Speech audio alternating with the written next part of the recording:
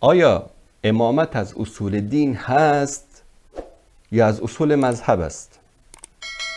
مسئله امامت، چون فرق اساسی بین اهل سنت و شیعیان مسئله امامت است.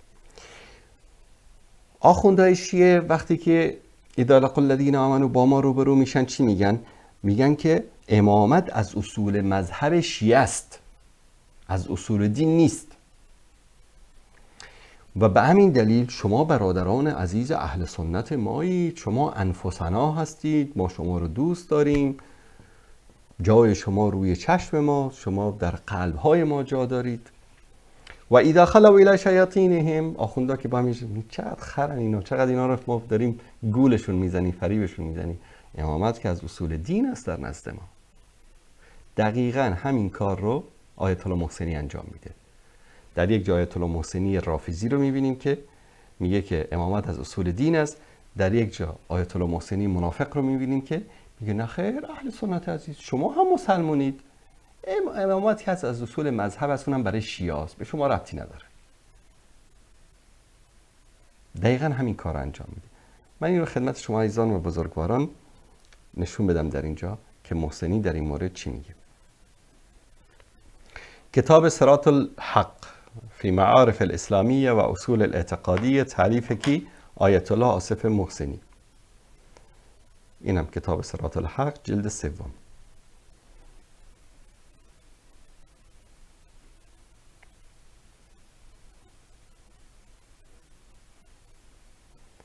در اینجا صفحه 147 ولا نعلم امرا اوجب انحراف اصحاب و انقلابهم علی اعقابهم، میگه که ما چیزی رو نمیدانیم که سبب گمراهی صحابه و برگشتنشون علی اعقابهم، یعنی کافر شدنشون، سوا امر الامامت و الخلافه، غیر از قضیه امامت و خلافت موضوع دیگری نبود که سبب کفر اونها بشه، سبب گمراهیشون بشه. فهیه من اصول الدین، امامت چی است؟ الامامه فهیه من اصول الدین، از اصول دین است. و الروایات فی ذلك کثیره و فیما ذکرناه کفایه، روایات در این مورد زیاد است و آنچه که ذکر کردیم کافی است. پس امامت و خلافت در نزد شیعه از اصول دین هست. این رو در صفحه 174 کتاب صراط الحق در جلد 3 این مطلب رو در اینجا ذکر میکنه. و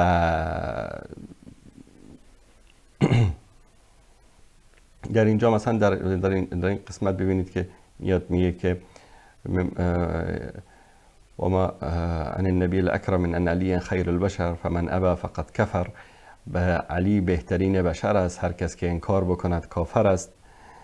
و روایات دیگری را هم در اینجا ذکر میکنه در کتاب صراط الحق. الان اینجا دیدید که در کتاب صراط الحق چی گفت؟ گفت که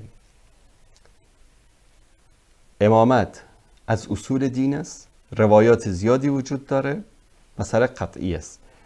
و کسی هم که انکار بکنه که علی خیر البشر نیست، کافر است. اینجا کتاب دیگری داره به نام وحدت الامه الاسلامیه، وحدت امت اسلامی. گفتیم دو تا چهره است، محسنی رافضی، محسنی منافق. اینجا اصل دینش رو بیان میکنه، اینجا ما رو فریب میده. در کتاب اینم شناسنامش، تعریف آیت الله آصف المحسنی در اینجا در صفحه 37 میگه که و تعتبر الامامه من ضروریات مذهبنا لا من ضروریات دیننا. میگه که امامت از ضروریات مذهب ماست، نه از ضروریات دین ما. اونجا چی گفته بود؟ که امامت از اصول دین است. اینجا بگه نه، از اصول مذهب است. دین چی است؟ اسلام. مذهب چی است؟ شیعه. میگه که در اون کتابش میگه که امامت از اصول دین است، یعنی از اصول دین مبین اسلام است. در اینجا میگه که تعتبر الامام من ضروریات مذهبنا لا من ضروریات دیننا. در اینجا میگه نه، امامت از ضروریات مذهب ماست، از ضروریات دین ما نیست. قضاوت با شما عزیزان، این انسان منافق هست یا نیست؟ این انسان فریبکار هست یا نیست؟ 40 میلیون افغانی رو این فریب داده در این 30-40 سال اخیر با همین دروغاش.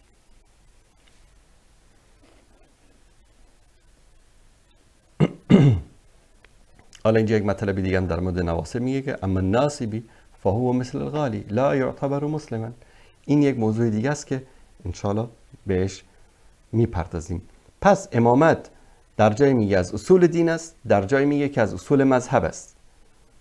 دو قول متناقض از یک شخص، از آیت الله محسنی. دوستان عزیز، اما یک سری هم بزنیم به کتب شیعه ببینیم که منزله امامت چی است در نزد شیعه. این کتاب کافی است که محسنی و 7 جد محسنی هم جمع بشن نمیتونن در مورد کتاب کافی حرف بزنن. اصل شیعه است، یعنی اولین کتاب حدیثشون هست و امام زمان امضا کرده گفته که الکافی کاف لشیعتنا، این کافی برای شیعیان ما کافی است، کسی برو برگشت نداره این کتاب در نزد شیعه. این کتاب کافی از کلینی در اینجا در جلد 2 کتاب ایمان و کفر صفحه 18 بنی الاسلام علی 5، اسلام بر 5 چیز بنا شده: علی الصلاة و الزکاة و الصوم و الحج و الولایه. اسلام بر 5 چیز بنا شده: نماز، زکات، روزه، حج و ولایت. ولم ینادی بشیء کما نودی بالولایه.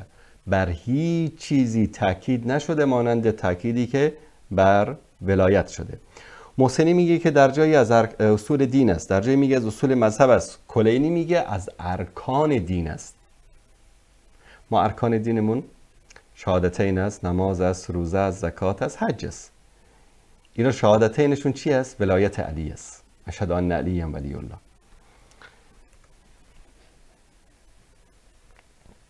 در کتاب بهارالانوار همین مطلب در اینجا دوستان عزیز اگر این رو هم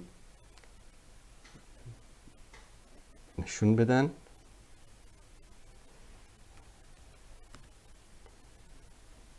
این در کتاب بهارالانوار هست.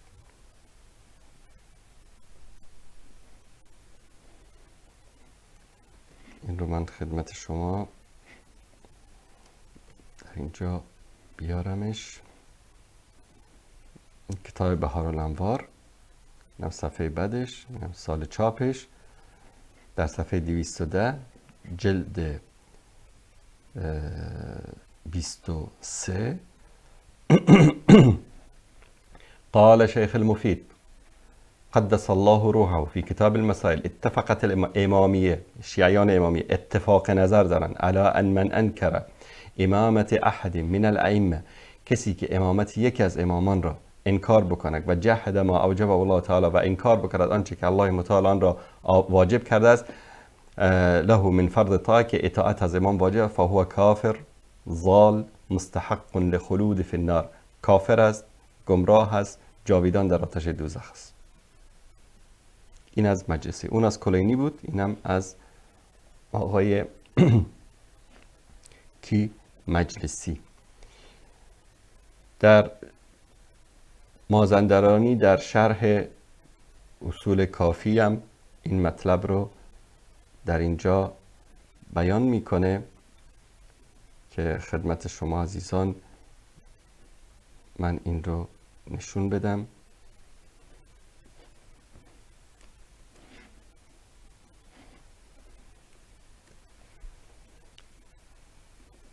این کتاب اصول کافی است، شرحش از مازندرانی. در اینجا باب دعایم الاسلام صفحه جلد 8 صفحه 57 بنی الاسلام علی 5 علی الصلاة و الزکاة و الصوم و الحج و الولایه ولم یناد بشیء کما نودی بالولایه. اسلام 5 بنا داره: نماز و زکات و روزه و حج و ولایت. دوستان عزیز تشکر میکنم. اینم از این مطلب. در وسایل شیعه هم عین همین مطلب در اونجا ذکر شده. این وسایل شیعه است دوستان عزیز.